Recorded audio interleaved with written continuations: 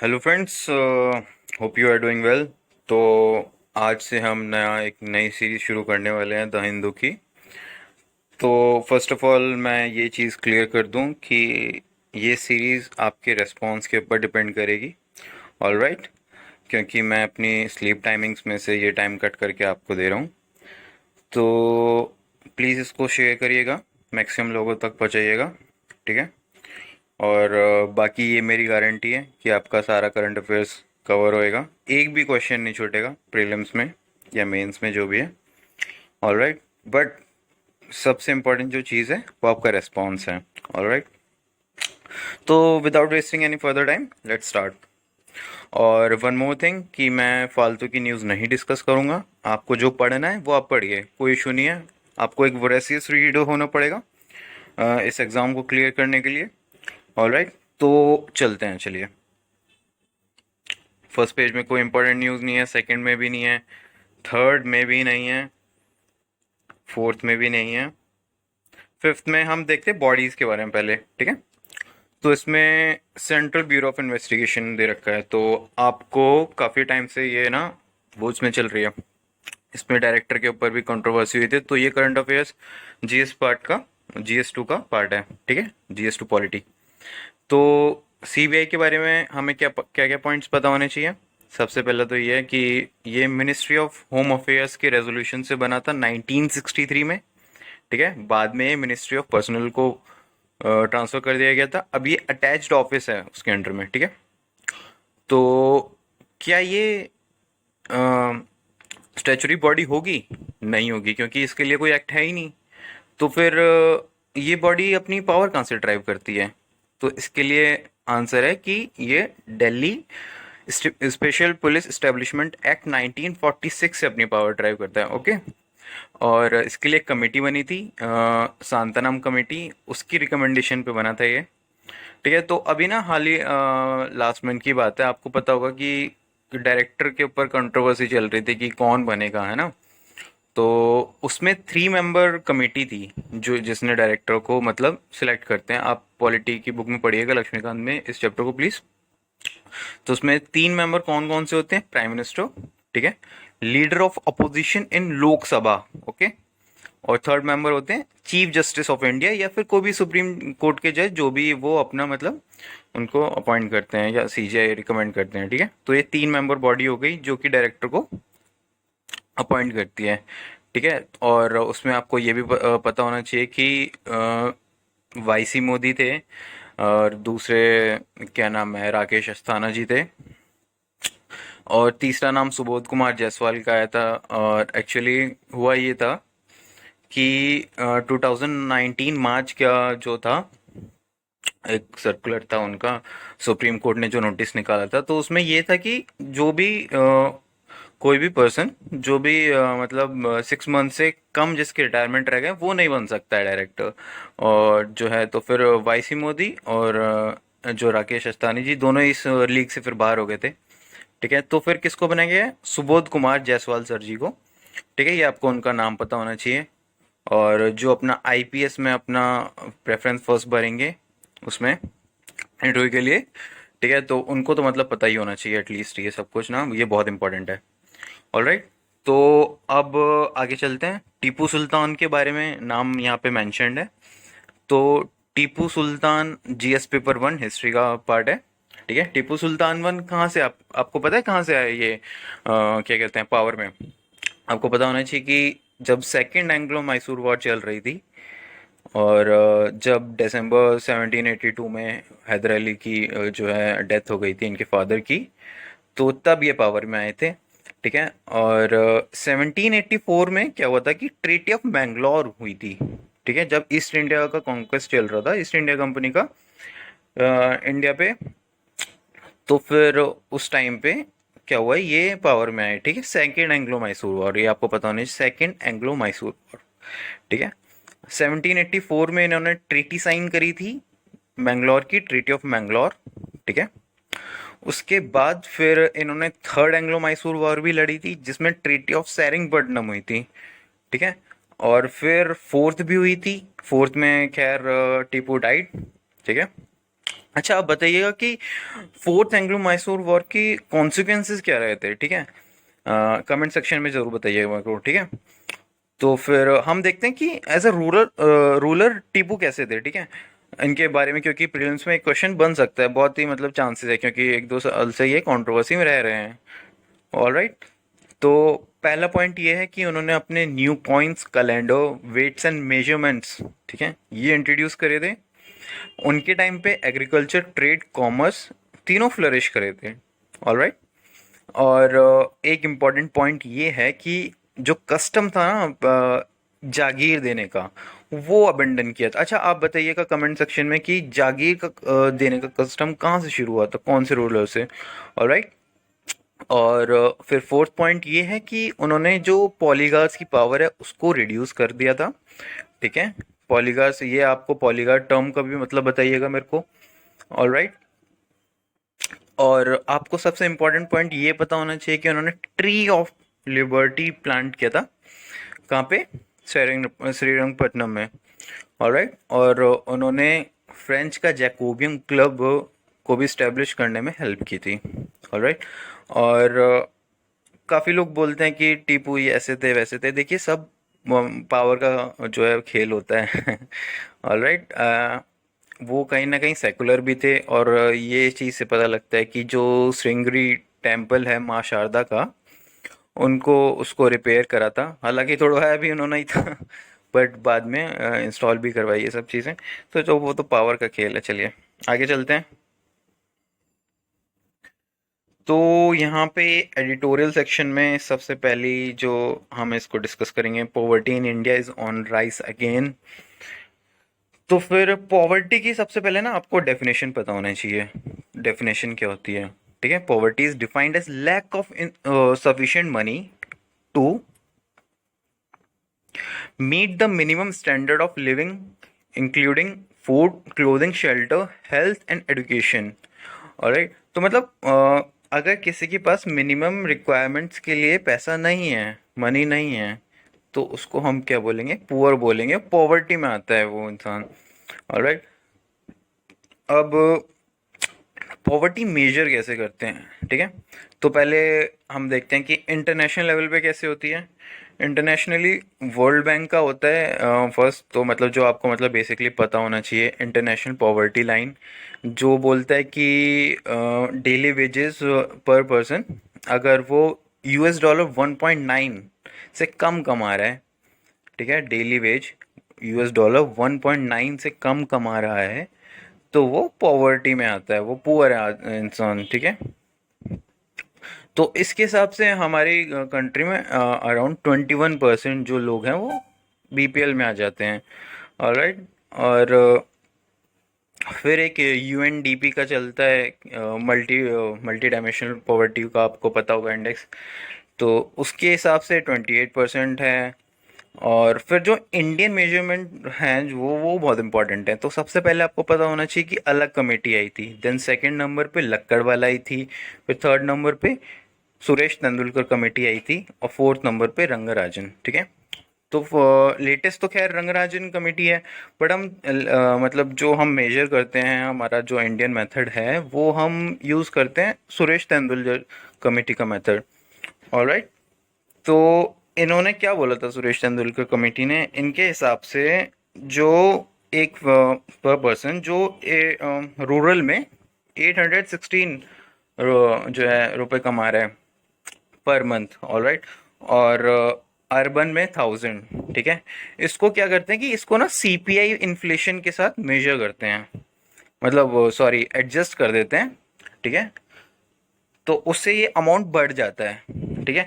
तो जैसे कि ये आप ये टेबल देख रहे हैं ना यहाँ पे, ये आपको टेबल ऑन टिप्स याद होनी चाहिए, क्योंकि आपको मेंस राइटिंग करते वक्त ये पूरी आप टेबल लिख देंगे ना पूरी एज इट इज, तो आपको एटलीस्ट 1 और 2 मार्क्स तो मतलब एक्स्ट्रा मिलेंगे ही मिलेंगे सिर्फ एक टेबल के। तो आपको ये तो चीज़ मतलब याद होनी ही चाहिए। ऑलराइट। तो सुरेश तेंदुलकर कमेटी के हिसाब से हमारी इंडिया में पॉवर्टी कितनी है? ऑल इंडिया तो 22% है, ठीक है? और जो रूरल है वो है 25.7%, और अर्बन एरिया में जो है वो है 13.7%, ठीक है? अब जैसे कि यहाँ पे एक टर्म आया है, पॉवर्टी हेड काउंट रेशियो। तो ये क्या है? ये रेशियो है उस पॉपुलेशन का जो बिलो पॉवर्टी लाइन है। ओके, जैसे कि 100 लोग हैं, लाइक फॉर एन एग्जांपल, तो उसमें 22% जैसे कि बीपीएल में है, तो फिर इसमें 22 मतलब लोग अगर बीपीएल में, तो हेड काउंट रेशो क्या हो जाएगा? 22% हो जाएगा। ऑलराइट। और फिर हम अब चले इस आर्टिकल को डिस्कस करते हैं। इसमें ये कह रहा है कि जो कंजम्पशन एक्सपेंडिचर सर्वे है वो नहीं रिलीज किया गया है 2011 से। ठीक है। तो अच्छा, पहले पहली बात तो ये है कि एनएसओ इसको वो करता है, रिलीज करता है, और एनएसओ ही पीरियोडिक फोर्स लेबर सर्वे को भी वो करता है, रिलीज करता है। ऑलराइट। तो ये 2017 में हुआ था, वो तो रिलीज नहीं किया गया था, वो गवर्नमेंट ऑफ इंडिया के बाय गवर्नमेंट ऑफ इंडिया। ठीक है। तो पर अब 2021 में कंडक्ट होगा और उसकी रिपोर्ट अराउंड 2022 के एंड तक आएगी।